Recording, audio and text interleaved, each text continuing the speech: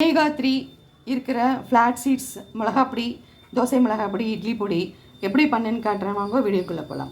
வந்து மிளகாப்பொடி சொல்லித்தரேன். ஜென்ரலாக நம்ம எப்போவும் ஆற்றுல அரைப்போம் இல்லையா மிளகாப்பொடி. இது ஒரு வித்தியாசமாக ரொம்ப ருசியாக இருக்கும்.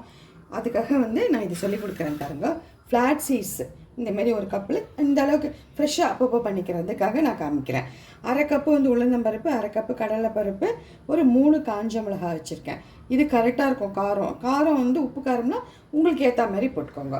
ஃபஸ்ட்டு வந்து ஃப்ளாட் சீட்ஸ் வந்து நல்லா படப்படான்னு நல்லா வறுக்கணும். அந்த அளவுக்கு நம்ம வறுத்து எடுத்துடலாம்.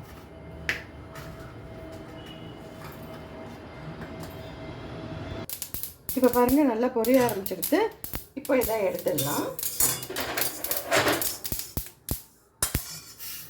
அடுத்தது கடலைப்பருப்பு, உளுந்தம்பருப்பு, காஞ்ச மிளகாயை தனித்தனியாக வறுத்து ஆற வச்சிடலாம்.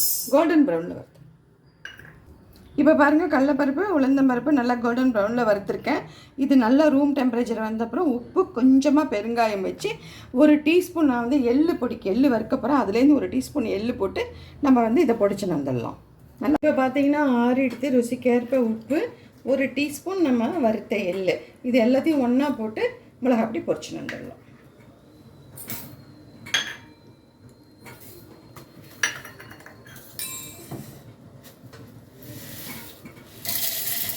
இப்போ வந்து கொஞ்சோண்டு வெல்லம் வந்து வேணும்னா போட்டுக்கோங்க, போட்டால் ருசியாக இருக்கும். ஃப்ளாட் சீட் கொழுப்பு சத்து நல்லா கரைக்கும்.